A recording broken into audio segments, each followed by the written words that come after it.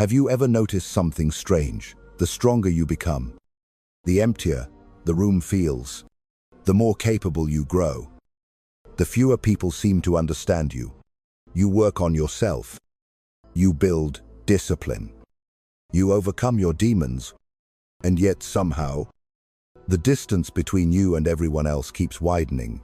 Why is that? Why does the person who finally gets their life together often end up eating dinner alone? Why does the one who rises above their circumstances find themselves surrounded by silence instead of celebration? Why does strength, the very thing we are told to pursue, come with a price tag that no one warns us about? Here is the uncomfortable truth. Strength does not make you popular. It makes you lonely. And this is not some modern phenomenon, some quirk of social media or contemporary culture. This is an ancient pattern, woven into the fabric of human nature itself. The philosopher Arthur Schopenhauer understood this better than most. He saw what others refused to acknowledge, that power, real power, the kind that comes from genuine self-mastery, creates an invisible wall between you and the rest of humanity. But why? Why would becoming your best self push people away? The answer is far more disturbing than you might think. Because people do not hate your strength. They hate what your strength reveals about their weakness. You are not their enemy. You are their mirror. And most people would rather break the mirror than face what they see in it. The philosophy of isolation, Schopenhauer's vision. Arthur Schopenhauer was not an optimist. He looked at the world with unflinching eyes and saw it for what it truly was, a battlefield of will, a theater of suffering, a place where genuine connection was rare and misunderstanding was the norm. He believed that most people live their entire lives in a kind of sleepwalking state, driven by unconscious desires, shaped by social conditioning, never truly thinking for themselves. And then there are the few who wake up, the ones who question everything, the ones who refuse to accept mediocrity as their destiny, the ones who develop what Schopenhauer called the higher consciousness, a state of being where you see beyond the illusions that comfort everyone else. But here is the cruel irony. The moment you wake up, you realize everyone else is still asleep, and you cannot go back. You cannot unsee what you have seen. You cannot unfeel what you have felt. You have crossed a threshold, and on the other side of that threshold is a kind of loneliness that most people will never experience. Schopenhauer wrote that the superior individual is like a person living among the blind. You can describe colors all you want, but they will never truly understand what you are talking about. You speak a different language now. You operate on a different frequency. And the tragedy is not that others reject you. The tragedy is that they cannot even comprehend what they are rejecting. This is the first hidden price of power awareness without companionship. The more you understand, the less you fit in. The deeper you think, the shallower most conversations become. You gain clarity, but you lose the comfort of collective delusion. The mirror effect, how your strength reflects their shadow.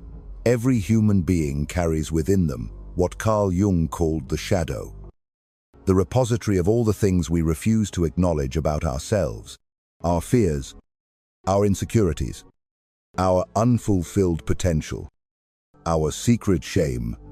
We spend enormous amounts of energy keeping this shadow hidden, not just from others, but from ourselves. Then you come along.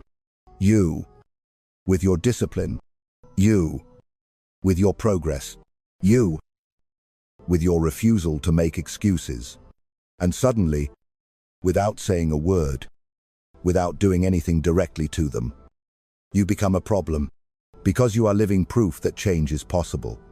You are evidence that the excuses they have been telling themselves are just that, excuses. You wake up at 5 in the morning while they hit snooze for the 4th time. You go to the gym while they scroll through social media.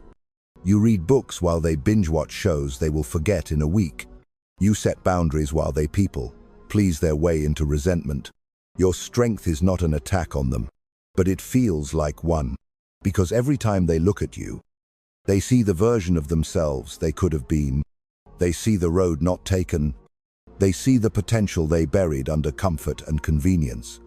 You are a walking reminder of their own self-betrayal. And this is unbearable. The human mind cannot hold this kind of cognitive dissonance for long. So, it does what it always does. It creates a story to resolve the tension. And the story is never "I should change." The story is always, there is something wrong with them. You are too serious, too intense, too obsessed, too rigid, too much. They will find 1,000 reasons why your way of living is somehow flawed. Why your dedication is actually a weakness. Why your strength is really just another form of brokenness. This is the second hidden price of power, becoming the mirror that people want to shatter. The stronger you become, the more their own weakness stares back at them. And most people, when confronted with their shadow, do not embrace it. They attack the messenger, the manifestations, how loneliness appears in the strong. The loneliness of strength does not always announce itself loudly.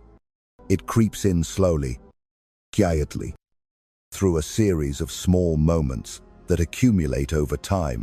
It shows up in conversations that used to feel deep, but now feel hollow. You used to connect over shared struggles, but now you have overcome many of yours. And they are still rehearsing the same complaints from 3 years ago. You try to engage, but there is a gap now. A disconnect. You cannot kite bridge. It appears when you stop getting invited to certain gatherings, not because anyone dislikes you, but because you have become different. You do not drink the way you used to. You do not gossip the way you used to. You do not waste time the way you used to. And your absence of participation in these rituals makes others uncomfortable. So slowly, quietly, you stop getting the call. It manifests when people start questioning your choices. Not out of genuine curiosity, but out of subtle resentment. Why are you still working on that project? Why do you need to wake up so early? Why can't you just relax? For once, these questions are not really questions. They are accusations dressed in concern. What they are really asking is, why are you making me feel inadequate by comparison? It shows up when your successes are met with silence instead of celebration. You hit a major milestone. You accomplish something you have been working toward for months or years. And the response is lukewarm at best. No malice. No open hostility. Just an absence of enthusiasm. Because your win highlights their stagnation. And celebrating you means confronting that truth. It appears in the distance that grows between you and old friends.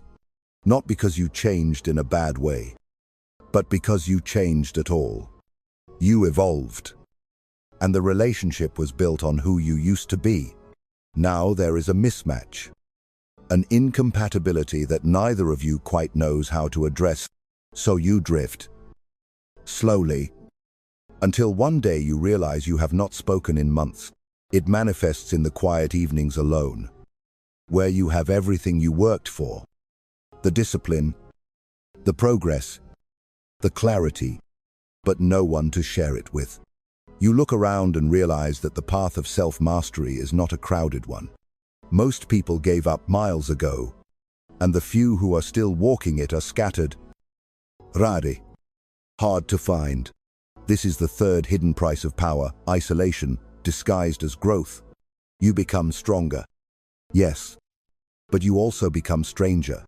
And strangeness, in a world that values conformity above almost everything else, is a kind of exile. The hidden mechanism, why the crowd fears the individual. Schopenhauer understood something fundamental about human nature. People are herd animals. We are wired for group cohesion, for fitting in, for maintaining the status quo. There is safety in numbers, comfort in sameness, security in shared delusion. The individual who rises above the herd threatens all of that, not intentionally, not maliciously, but simply by existing, because their existence poses a question that the herd does not want to answer. If they can do it, why can't I? This question is dangerous. It destabilizes the group narrative.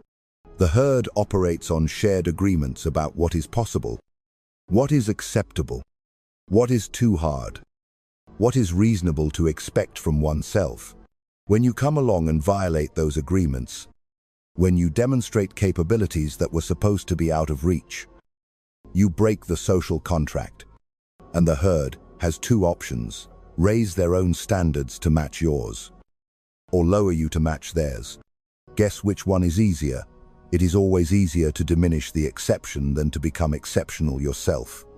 It is always easier to find fault with the person who is succeeding than to examine why you are not. It is always easier to create a narrative where their success is actually a form of failure. Somehow, where their strength is actually weakness in disguise. You see this pattern everywhere. The person who quits drinking gets accused of thinking they are better than everyone. The person who starts a business gets labeled as too risky or irresponsible. The person who sets boundaries gets called selfish or cold. The person who pursues their passion gets dismissed as unrealistic or naive. Notice the pattern. The herd does not attack you for your weaknesses. It attacks you for your strengths. Because your weaknesses reassure them. Your strengths threaten them. This is the fourth hidden price of power, becoming the target of collective resistance. The more you rise, the more the gravitational pull of mediocrity tries to drag you back down, not through overt sabotage, usually, but through 1,000 tiny cuts of doubt, criticism, and withdrawal of support. The envy that hides in silence. Of all the forces that create loneliness around strength, perhaps none is more insidious than envy. Envy is not like anger or hatred, which announce themselves clearly. Envy hides. It smiles at you while resenting you. It congratulates you while secretly hoping you fail. It is the friend who seems supportive but never quite celebrates your wins. It is the family member who questions every decision you make. It is the colleague who subtly undermines you while maintaining plausible deniability. Schopenhauer wrote extensively about envy, calling it one of the most persistent and poisonous aspects of human nature. He observed that people can forgive you for almost anything except being superior to them. You can be flawed. You can be struggling. You can be broken. And they will offer sympathy. But succeed, excel, rise above. That is unforgivable. Because envy is not about what you have. It is about what your having reveals about their not having. The envious person does not want what you have as much as they want you not to have it. Because as long as you have it, and they do not, they are forced to confront an unbearable truth. The gap between you is not due to circumstances, luck, or unfairness. It is due to choices, effort, discipline, sacrifice. And that truth is intolerable. So envy works in the shadows. It withdraws support without explanation. It spreads doubt without evidence. It creates distance without confrontation. You feel it, but you cannot quite name it. You sense the coldness, but you cannot prove the hostility. This is perhaps the most painful aspect of the loneliness that comes with strength. It is often inflicted by the people closest to you. Not strangers, not enemy, but friends, family, peers, the people who were there before you changed, the people who, in theory, should be happy for you. But theory and reality are different things. And the reality is that your growth can feel like their abandonment. Your evolution can feel like your rejection of them. Your strength can feel like their weakness being exposed. This is the fifth hidden price of power, losing people you thought would stay. Not because you pushed them away, but because your light made their darkness visible. And they could not forgive you for it. The paradox of power. Strength requires solitude. Here is where it gets even more complex. It is not just that strength makes you lonely. It is that strength requires loneliness. Real power. Real self-mastery. Real transformation. These things cannot happen in a crowd. They require solitude, silence, separation from the noise of collective opinion. Schopenhauer was adamant about this. He believed that genius, greatness, any form of higher achievement, required what he called inner wealth, the ability to be alone with oneself without discomfort. Most people, he argued, cannot stand their own company. They need constant distraction, constant stimulation, constant validation from others. They fill every moment with noise because silence terrifies them. But the person who seeks real strength must embrace that silence. They must spend time alone with their thoughts, their fears, their aspiration. They must disconnect from the constant input of others in order to hear their own voice. They must create distance from the herd in order to see clearly. This creates a self-reinforcing cycle. Strength requires solitude. Solitude develops strength.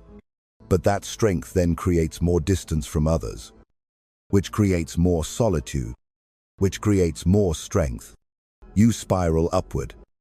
Yes, but you spiral upward alone. Think about every person who achieved something extraordinary. They all have stories of isolation. The artist, working in obscurity. The entrepreneur, grinding alone for years. The athlete, training while others sleep. The writer, sitting alone with blank pages and self-doubt. The philosopher, thinking thoughts no one around them can comprehend. Greatness is lonely, not as a side effect, but as a requirement, because greatness demands your full attention. And you cannot give it full attention when you are diluting your focus with the needs, opinions, and expectations of others. This is the sixth hidden price of power. You must choose between fitting in and standing out, between belonging and becoming, between the warmth of the crowd and the cold clarity of the mountain peak. You cannot have both. Not fully, not honestly. The weight of being misunderstood. One of the deepest forms of loneliness is being surrounded by people who think they know you but actually do not. They know your name, your face, your surface-level story, but they do not know your struggles, your sacrifices, your private battles. They do not know what it cost you to become who you are. When you are strong, people make assumptions. They assume it came easy. They assume you are just naturally disciplined, naturally focused, naturally resilient. They do not see the nights you cried, the mornings you wanted to quit, the moments of doubt that nearly broke you. They see the result, not the process, the statue, not the chisel marks. This creates a strange kind of loneliness. You are visible, but not seen. You are present, but not understood. People interact with the image of you, the idea of you, but not the reality of you. And you cannot explain the reality without sounding like you are bragging or complaining. So you stay silent. You carry the weight of being misunderstood because the truth is too complex, too nuanced, too exhausting to articulate to people who have not walked the path. Schopenhauer wrote about this extensively. He noted that the higher a person's inner life, the less they can be understood by those who live primarily in the external world. The person who has climbed the mountain cannot adequately describe the view to someone who has never left the valley. The language fails. The context is missing. The gap is too wide, so you learn to live with being misunderstood. You stop trying to explain yourself. You stop seeking validation for your choices. You accept that most people will only see the surface. And that is okay. It has to be, because the alternative is exhausting yourself, trying to bridge a gap that cannot be bridged. This is the seventh hidden price of power, living with the knowledge that you will be seen, but never fully known, that your depth will be mistaken for simplicity, that your complexity will be reduced to caricature, that the real you will remain invisible to most, even those who think they know you well. The test of authenticity: can you stand alone? Here is the question Schopenhauer would ask. Can you be strong when no one is watching? Can you maintain your discipline when no one applauds it? Can you walk your path when everyone else is walking the other way? Can you stand alone without collapsing into bitterness? resentment, or the desperate need for validation. This is the ultimate test of authenticity. Because false strength needs an audience, it performs, it peacocks, it seeks recognition. But real strength is quiet. It does not need witnesses. It does not need approval. It exists because it must. Because you have chosen it. Because the alternative is a betrayal of who you truly are. Most people fail this test. They build themselves up for a while, make progress, gain momentum.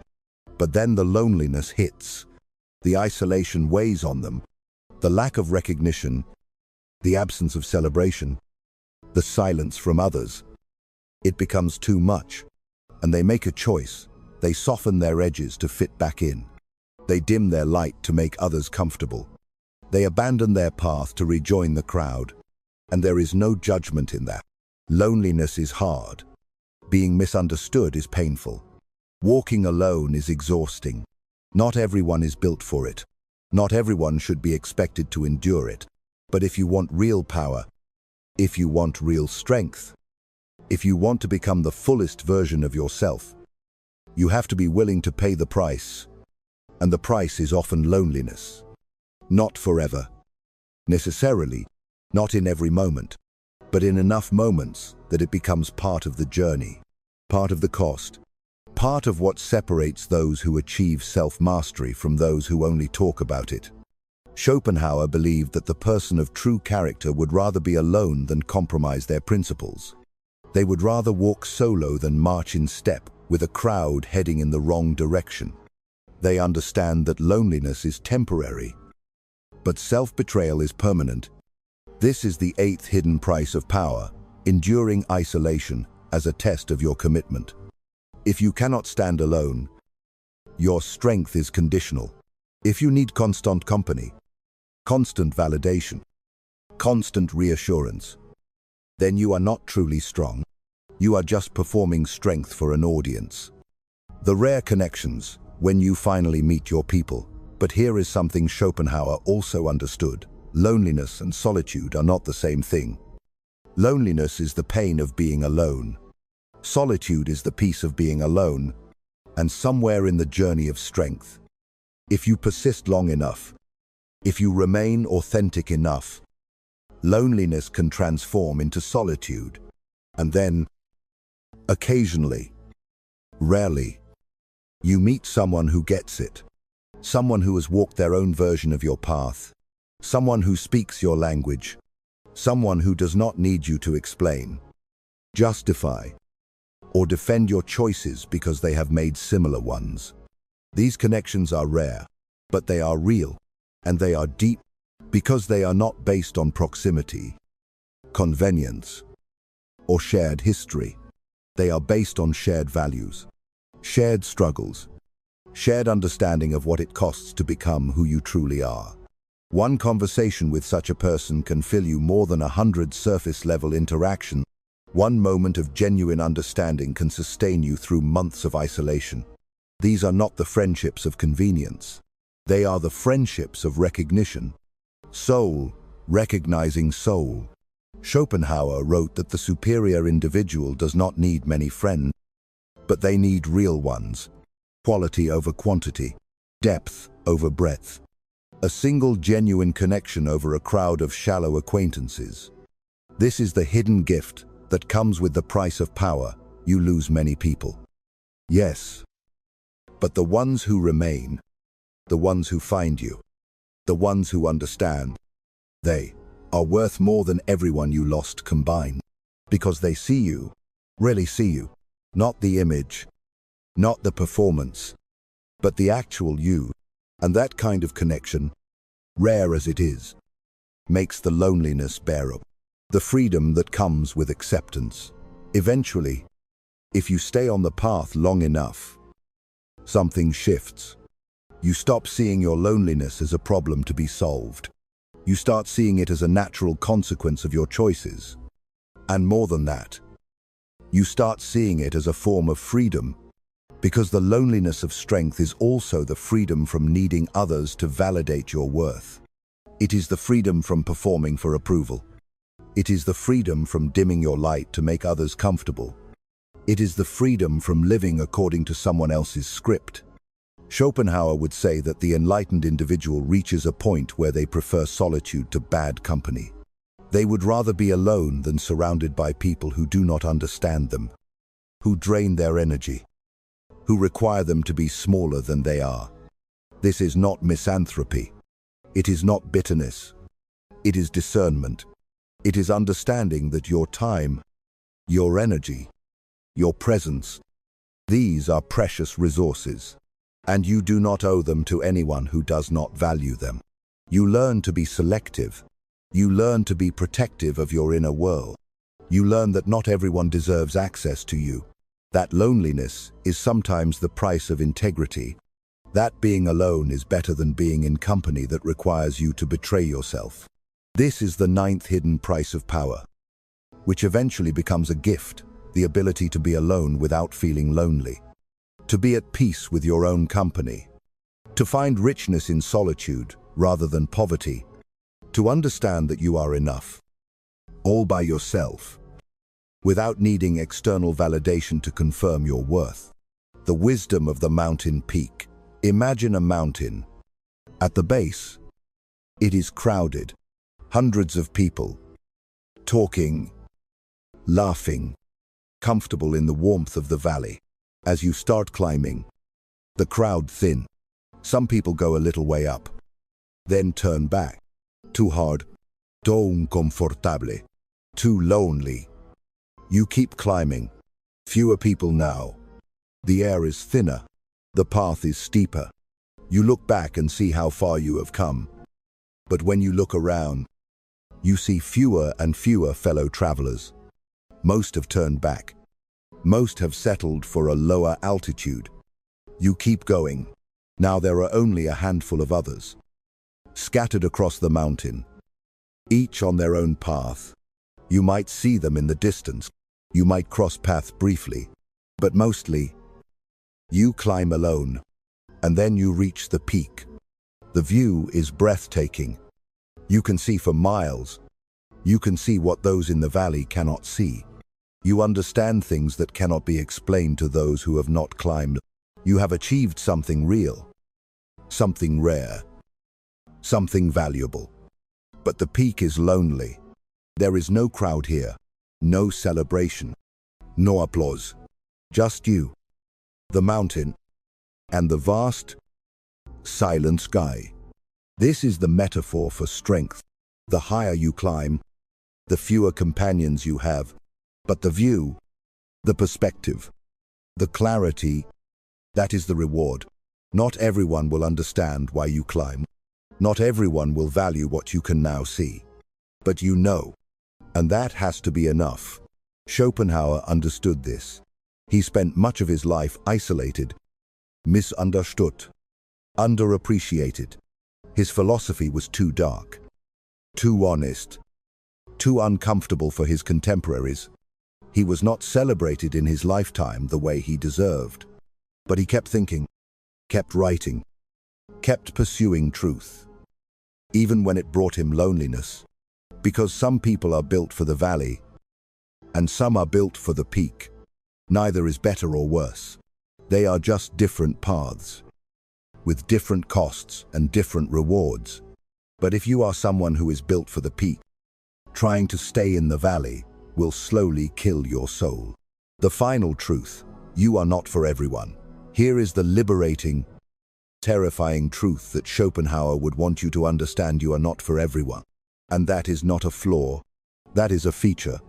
Your strength will repel some people. Your clarity will threaten others. Your discipline will make some uncomfortable. Your authenticity will alienate those who live in masks. Your growth will leave behind those who choose stagnation. Your standards will be too high for those who have settled for less. And that is okay. That is how it should be. Because you are not trying to be everything to everyone. You are trying to be true to yourself. And the self you are becoming is not designed for mass appeal. It is designed for meaning, for purpose, for depth, for truth. The people who cannot handle your strength were never your people to begin with. The ones who fall away were not meant to stay. The relationships that dissolve were built on a version of you that no longer exists. This is not loss. This is evolution. Schopenhauer would tell you, do not dilute yourself for the comfort of others. Do not shrink to fit into spaces that are too small for who you are becoming. Do not apologize for your strength, your discipline, your growth, your clarity. These are not things to be ashamed of. These are things to be proud of. Yes, strength makes you lonely, but weakness makes you lost. And between those two options, between the loneliness of the mountain peak and the crowded misery of living a life that is not truly yours, the choice is clear: the transformation of pain, from loneliness to liberation. There comes a moment in every strong person's journey when the pain of loneliness transforms into something else entirely. It is not that the loneliness disappears. It is that your relationship with it changes. You stop running from it. You stop trying to fix it. You stop seeing it as evidence that something is wrong with you. Instead, you begin to see it as evidence that something is right with you, that you had the courage to choose growth over comfort, that you valued authenticity over approval, that you were willing to walk alone rather than march in the wrong direction with company. This transformation does not happen overnight. It is gradual, almost imperceptible. You wake up one morning and realize that the silence that used to terrify you now feels peaceful. The empty chair across from you at dinner no longer screams of absence but whispers of self-sufficiency. The Saturday night spent alone with your thoughts and your work no longer feels like missing out, but like exactly where you are supposed to be. Schopenhauer believed that suffering was an inescapable part of existence, but that conscious suffering chosen for a purpose, was fundamentally different from unconscious suffering, the kind that comes from living against your nature. The loneliness of strength is conscious suffering. You know why you are alone. You understand the trade-off, and in that understanding, there is a strange kind of peace. Compare this to the unconscious suffering of the person who sacrifices their truth to fit in. They are surrounded by people, yes, but they are profoundly alone in a different way. Alone with the knowledge that nobody truly knows them. Alone with the secret that they are living a lie. Alone with the growing resentment toward everyone they are pretending for. Which loneliness is worse? The loneliness of standing in your truth, or the loneliness of hiding from it? The isolation that comes from being too much yourself, or the isolation that comes from never being yourself at all? Schopenhauer would argue, and I would agree, that the latter is infinitely more painful, because at least when you are lonely in your strength, you still have yourself, you still have your integrity, you still have the knowledge that you are living according to your own values, your own vision, your own truth. But when you are lonely in your weakness, when you are surrounded by people who only know your mask, you have lost even yourself. This is the 10th hidden price of power that becomes its greatest reward, the transformation of loneliness from a wound into a badge of honor, from something that breaks you into something that proves you, from evidence of your inadequacy into evidence of your courage. The legacy of the lonely, those who walked before you, are not the first to walk this path. Throughout history, every person who achieved something meaningful, who thought something original, who created something lasting, experienced this loneliness. It is the price every pioneer pays. Every revolutionary, every artist who saw what others could not see, every thinker who understood what others could not grasp. Schopenhauer himself was lonely for most of his life. His philosophy was too dark, too pessimistic, too unflinchingly honest for the optimistic idealism of his age. While Hegel was celebrated and surrounded by students, Schopenhauer lectured to nearly empty rooms. While others enjoyed academic prestige and social approval, he sat alone in his apartment with his poodle, writing truths that the world was not ready to hear. But he wrote them anyway. He thought them anyway. He stayed true to his vision anyway. And decades after his death, when the world finally caught up to his ideas, when people finally had the courage to face the truths, he spoke. His work endured. His loneliness in life became his immortality in death. Think about Van Gogh, painting masterpieces that nobody wanted to buy, dying in poverty and isolation, convinced he was a failure. Think about Nikola Tesla, dying alone in a hotel room, his genius unrecognized, his contributions uncelebrated. Think about Emily Dickinson, writing poetry in solitude that would later be recognized as some of the finest in the English language. Think about every prophet, every sage, every truth-teller who was rejected by their contemporaries and vindicated by history. They were lonely, profoundly, achingly lonely, but they were also right. And their loneliness was the price of being right before everyone else caught up. This does not mean that all lonely people are geniuses, or that all suffering is meaningful, or that isolation is inherently noble. But it does mean that if you are lonely because you chose truth over comfort, because you chose growth over stagnation, because you chose to be yourself rather than who others wanted you to be, you are in extraordinary company. You walk the same path that every person of genuine substance has walked. You pay the same price that every authentic soul has paid. And that lineage, that legacy, that invisible community of the strong and the lonely throughout history, they understand you, even if nobody around you does. The difference between loneliness and solitude, a crucial distinction. As we near the end of this exploration, it is essential to understand a distinction that Schopenhauer considered vital: the difference between loneliness and solitude. They are not the same thing. Even though we often use the words interchangeably, loneliness is a state of lack. It is the pain of wanting connection and not having it. It is the ache of being alone when you desperately wish you were not. It is involuntary, painful, and draining. Loneliness is what you feel when you are surrounded by people who do not understand you, or when you are physically alone and wishing you were not. Solitude, on the other hand, is a state of fullness. It is the peace of being alone with yourself and being content with that. It is voluntary, restorative, and energizing. Solitude is what you feel when you choose to be alone because you value your own company, because you need space to think, to create, to recharge, to simply be.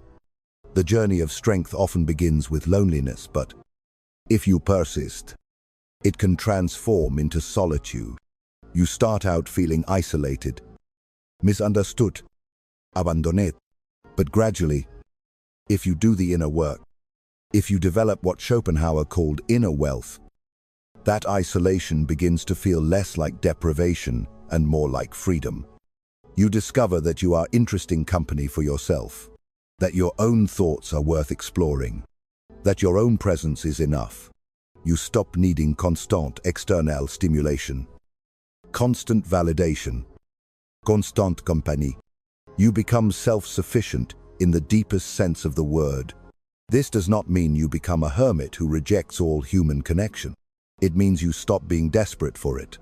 You stop compromising yourself to obtain it. You stop feeling incomplete without it.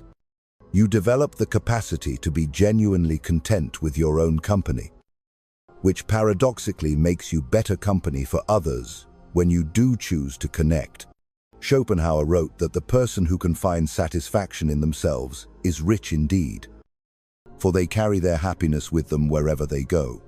They are not dependent on external circumstances, other people, or social approval for their sense of well-being.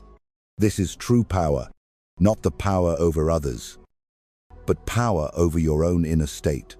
This is the 11th revelation on the path of strength, that the goal is not to eliminate loneliness by finding more people, but to transform loneliness into solitude by finding yourself, to become so comfortable, so fascinated, so at peace with your own being that being alone is no longer a problem to be solved, but a gift to be savored.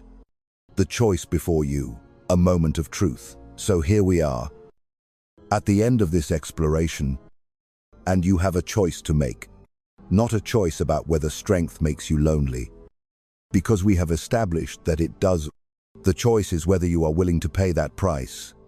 Are you willing to be misunderstood if it means living in truth? Are you willing to lose people if it means finding yourself? Are you willing to sit with the silence if it means hearing your own voice clearly? Are you willing to walk alone if the crowd is walking toward a cliff? These are not theoretical questions. These are the actual decisions you will face, again and again. On the path of self-mastery, every time you choose discipline over indulgence, you will face this choice. Every time you set a boundary, pursue a goal, refuse to compromise your values, you will face this choice. Every time you grow beyond who you used to be, you will face this choice. And nobody can make this choice for you. Not me, not Schopenhauer, not anyone. This is your decision, your life, your path. But let me tell you what happens if you choose the other way. If you choose to avoid the loneliness by avoiding the strength. If you dim your light to make others comfortable. If you slow your growth to keep pace with those who have stopped growing. If you abandon your truth to maintain relationships built on lies, you will be surrounded by people.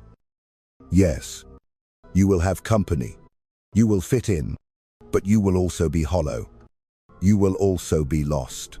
You will also wake up one day, years from now, and realize that you traded your soul for the illusion of belonging, that you sacrificed who you could have been for the comfort of who others needed you to be.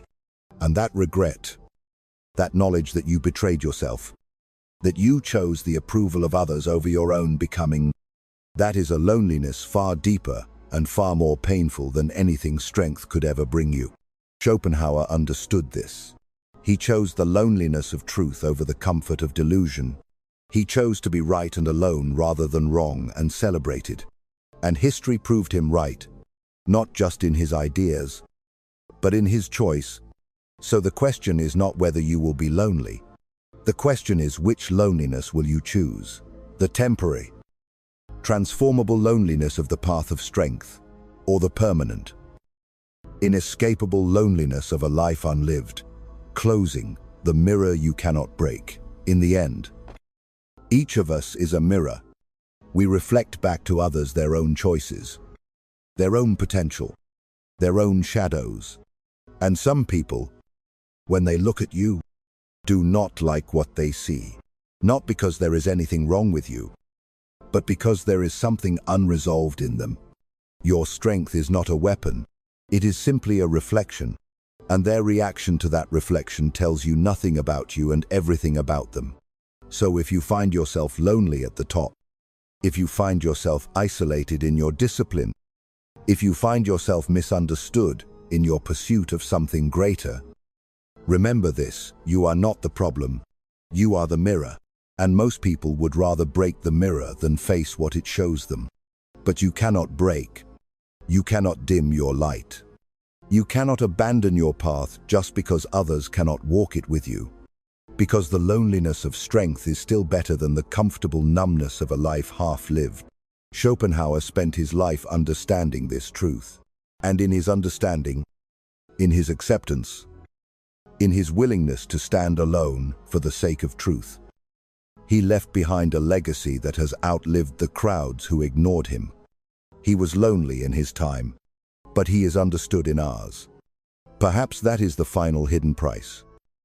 And the final hidden gift of power. You may be lonely now, but you will be remembered later, not by everyone, but by the ones who matter, by the ones who climb their own mountains and recognize a fellow traveler when they see one.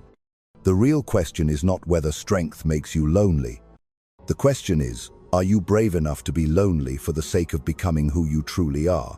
Because in the end, The only person you have to live with forever is yourself. And it is better to be alone and whole than surrounded and fractured.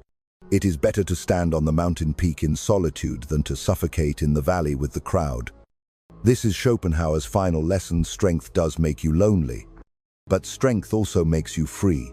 And freedom, real freedom, is always worth the price.